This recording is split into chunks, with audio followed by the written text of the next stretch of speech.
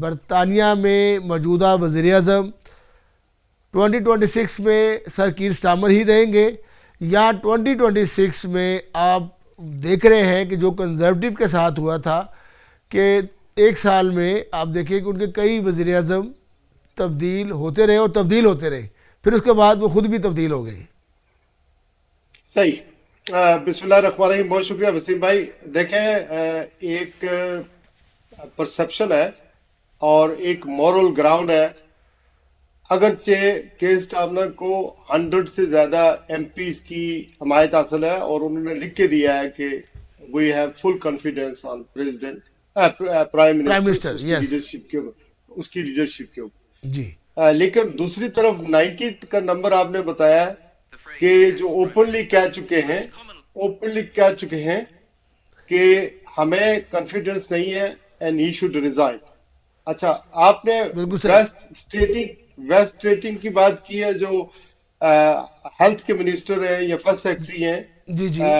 ये बड़ा अहम होता है, ये बड़े एम्बिशियस आदमी हैं। इन्होंने मास्टर यानी कैम्ब्रिज यूनिवर्सिटी से किया है, 83 से मुतारक तलबा यूनियन के भी प्रेसिडेंट रहे हैं अपने दौर में, तो इनके लॉन्ग एम्बिशंस हैं। आज ये देखें आप कि वो रिजाइन देने के लिए गए थे या उनको बताने के लिए गए थे कि मैं I am going to resign, लेकिन वो जो आपने 16 मिनट देखा है, वो जो बाहर गए हैं कैमरे के सामने, वो बैक डोर से भी जा सकते थे, लेकिन लॉन्ग वॉक करके कैमरे के सामने गए और उन्हें बात नहीं की मीडिया के सामने, लेकिन अंदर गए। और 16 मिनट तो आपको मतलब 10 मिनट की बात होगी, बाकी तो आना जाना लगा उनको बैठने में और बात करने में। अच्छा, आज उन्होंने इस्तीफा नहीं दिया, आज इस्तीफे का ऐलान भी नहीं किया, हालांकि बड़ा इंपॉर्टेंट डे था आज का। जी हाँ, मैं के दिन इसलिए इंपॉर्टेंट था कि आज किंग चार्ल्स ने जॉइंट सेशन से उन्होंने अपना एजेंडा 2026 उन्होंने पेश करना था, इसलिए एज ए रिस्पेक्ट 37 बिल्स पेश किए उन्होंने।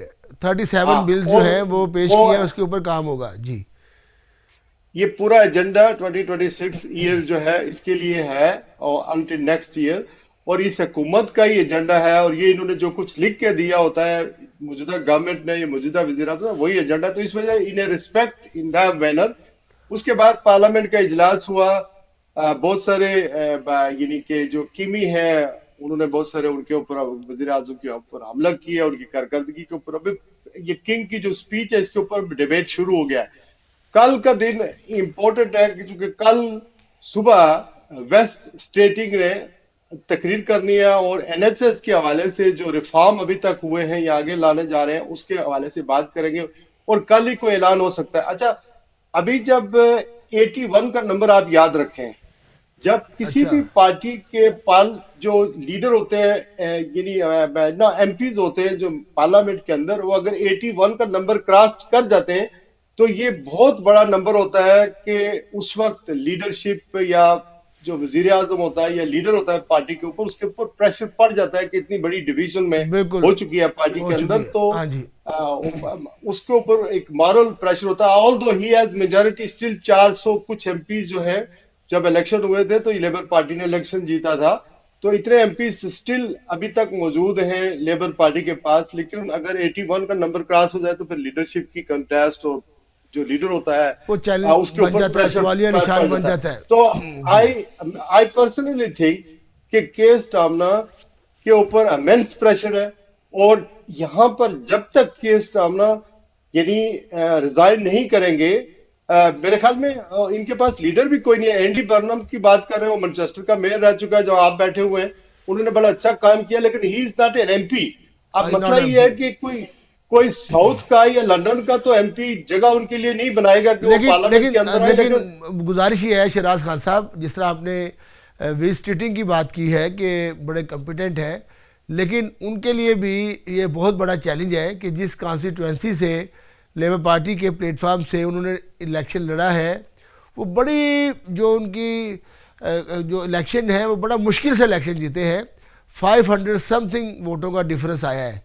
अब ये भी जो है वो अब लेबर पार्टी समझती है कि अगर वो उनको लाते हैं तो फिर वो इलेक्शन भी बड़ा क्लोज मार्जिन से जीते हैं, तो वो फिर जो है लीडरशिप का मसला बन जाएगा। तो फिर वही बात जी वही की सही। वही रही। फिर तीसरा बंदा जिस तरह नहीं, कंजर्वेटिव के साथ भी ऐसे ही हुआ है ना, आपने देखा है। अच्छा मैं आपको वैसे में एक सीधी सी बात बता देता हूँ। ये 43 ईयर ओल्ड है वेस्ट स्ट्रेटिंग, लेकिन ज्यादा बात एंडी एंडी बर्नम की हो रही है कि he is the man who can run the country. Labour party को जो एमपीज हैं उन्हें पता है, सच एज शबाना महमूद। आपको पता है कि बर्मिंघम बड़े बड़े काउंसलर जो है हार गए हैं हार गए बिकॉज ऑफ लेबर पार्टी या बिकॉज पॉलिसीज ऑफ की दिस वजह से। इमिग्रेशन। जी। हमारे जो लोग थे वो भी नाराज हैं कि के स्टामना की हुकूमत ने गाजा के मुसलमानों की हमायत नहीं की, इसराइल की हमायत करता रहा है। बिल्कुल, तो ग्रीन ये एक ग्रीन मार्क ने वोट पड़ी है। लिया वो और फिर सारा। हाँ, ये भी और इंडिपेंडेंट, डोंट फॉरगेट कि इंडिपेंडेंट बहुत जीते इंडिपेंडेंट हैं बहुत वो, देते हैं, ऐसे ही है। Back by जर्मी Cubbon your party. उनकी भी मतलब है उसके पीछे उनके अच्छी पोजीशन हमायत रही थी, है, उनकी हाँ जी। पार्टी अच्छी जी ऐसे ही। पोजीशन रही है। तो लेबर पार्टी को कुछ ना कुछ करना पड़ेगा कि जो प्रोटेस्ट वोट आया है अगेंस्ट लेबर पार्टी, उसकी जो जो जो उसको उसको मुतमईन करने के लिए फेस को तब्दील करना पड़ेगा। केस स्टामने के ऊपर जो मॉरली एक दाग धब्बा है सितंबर में पीटर मेंडलसन का, जो इन्होंने सफीर लगाया था अमेरिका के अंदर, और वो उसने सिक्योरिटी क्लियरेंस नहीं की थी।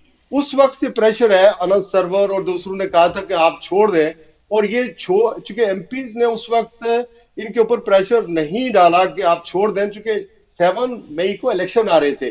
तो ये एक बहुत बड़ा प्रेशर उस वक्त ये था एमपीज के ऊपर। जबकि मार पड़ चुकी है, और आपको याद होगा पिछले आपके प्रोग्राम में मैंने कहा था कि अगर लेबर पार्टी इन काउंसिलों में हजारों की तादाद से हार जाती है तो के स्टामना का अपनी सीट पर रहना बहुत मुश्किल होकर मुश्किल है, जाएगा, अच्छा। क्योंकि एमपी बात सही है बोलेंगे। शराज साहब, यकीनन बहुत मुश्किल है।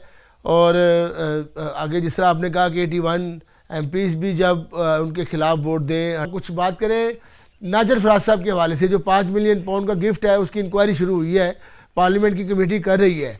लेकिन वो कहते थे वो 2024 में जो इलेक्शन हुआ था वो उससे पहले का था, लेकिन उसमें ये कानून है कि 12 महीने के अंदर अंदर आपने वो डिक्लेयर करना होता है, रजिस्टर्ड करना होता है कि अगर आप एमपी का इलेक्शन लड़ रहे हैं तो 12 महीने का रिकॉर्ड आपने देना होता है कि जी ये मेरा 5 मिलियन पाउंड है और ये मुझे इस मकसद के लिए दिया गया है। क्या कहेंगे सर आप? देखिए वसीम भाई, ये बहुत इंपॉर्टेंट आपका क्वेश्चन है। मेक श्योर करें कि जितने भी हमें सुने इसको मजीद इसको ज्यादा इसको इसकी पब्लिसिटी करें।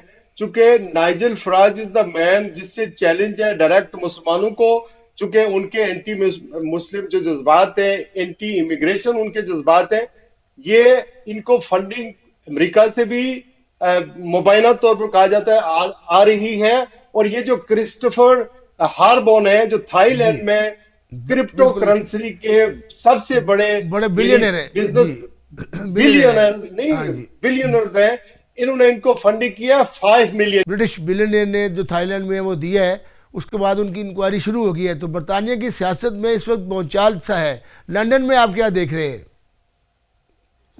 जी शुक्रिया वसीम साहब। लंदन में असल भूचाल तो लंदन में ही है।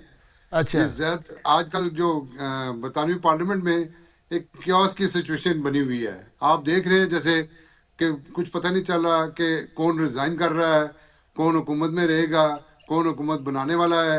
अजीब कुछ अजीब सी सिचुएशन है, अपने सिचुएशन मुल्क है। की याद आना शुरू होगी। इस सियासत में इस चीज़ की गुंजाइश है कि इस तरह कि आप इतनी बड़ी अमाउंट्स लेकर उसका कोई अकाउंटेबिलिटी ना हो। तो मेरा ख्याल है यकीनन ये जो इंक्वायरी है, मेरा ख्याल इंक्वायरी तो उस पर बिठा दी गई है, और उठा दी गई है इंक्वायरी राजन। जो है वो किसी मंत्र के इंजाम की तरफ जरूर जाएगी। बाकी जो बात रही है जो कौंसल्स के इलेक्शन हुए हैं, जी जी। इसमें टू बी ऑनेस्ट लंदन में लेबर पार्टी इतनी डैमेज नहीं हुई।